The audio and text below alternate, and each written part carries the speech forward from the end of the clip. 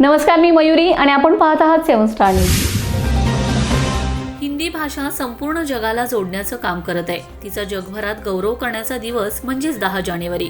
हा दिवस साजरा करण्याचा मुख्य उद्देश म्हणजे आपल्या भाषेचा प्रचार प्रसार करणे व तिचे आंतरराष्ट्रीय महत्त्व वाढवणे.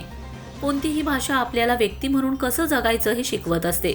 आज देशामध्ये आपण कुठेही फिरलो तरी त्या ठिकाणी एकमेकांना जोडण्यासाठी हिंदी भाषा मुख्य भूमिका निभावत आहे. ही भाषा सरळ आणि सोपी आहे. या भाषेतील साहित्य प्रचंड प्रमाणात उपलब्ध आहे. त्याचा वापर जगभरातील लोकांना व्हावा, त्यातून आपल्या संस्कृतीला व भाषेला प्रोत्साहन मिळेल. हिंदी साहित्यामध्ये असणारे कवी, लेखक यांचा परिचय जगभरामध्ये लोकांना होऊ शकतो. म्हणून भारत सरकारने 2006 पासून 10 जानेवारी हा दिवस विश्व हिंदी दिन म्हणून साजरा केलाय.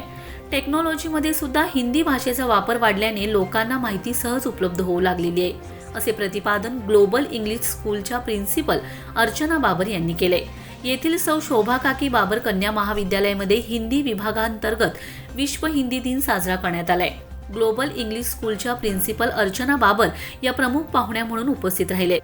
दिवसेंदिवस हिंदी भाषेला फार महत्त्व प्राप्त झालं असून मीडिया, बँक, प्रशासन, लोकसेवा यांच्यामध्ये हिंदी भाषेचं महत्त्व अधिकच वाढत चाललंय, असे मनोगत या कार्यक्रमाचे अध्यक्ष महाविद्यालयाचे प्रभारी प्राचार्य प्राध्यापक किरण यादव यांनी व्यक्त केले. तसेच प्रमुख उपस्थित डॉक्टर गौतम ढाले म्हणालेत की हिंदी ही आपली राष्ट्रभाषा आहे, तिचा गौरव झालाच पाहिजे. आज याच भाषेमुळे संपूर्ण देश एकमेकांशी जोडला गेलाय. सदर दिवशी अँटी रॅगिंग कमिटी अंतर्गत विद्यार्थ्यांच्यामध्ये जनजागृती निर्माण करण्याच्या उद्देशाने पोस्टरचे प्रकाशन प्रमुख पाहुणे प्रिन्सिपल अर्चना बाबर यांच्या हस्ते करण्यात आले. या कार्यक्रमाचे प्रास्ताविक हिंदी विभाग प्रमुख डॉक्टर लीला भिंगारदेवी यांनी केले, तर आभार हिंदी विषयाच्या सहाय्यक प्राध्यापिका रुपाली यादव यांनी मांडलेत.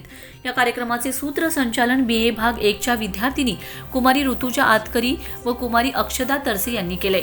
या कार्यक्रमाला महाविद्यालयातील प्राध्यापक वृंद, प्रशासकीय कर्मचारी तसेच विद्यार्थी बहुसंख्येने उपस्थित होते.